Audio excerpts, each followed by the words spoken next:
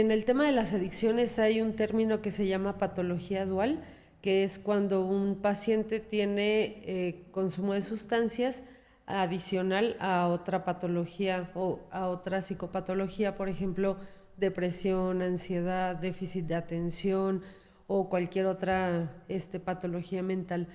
Entonces, la gran mayoría de los pacientes con adicciones van a tener adicional otra patología, que normalmente es lo que les llevó al consumo.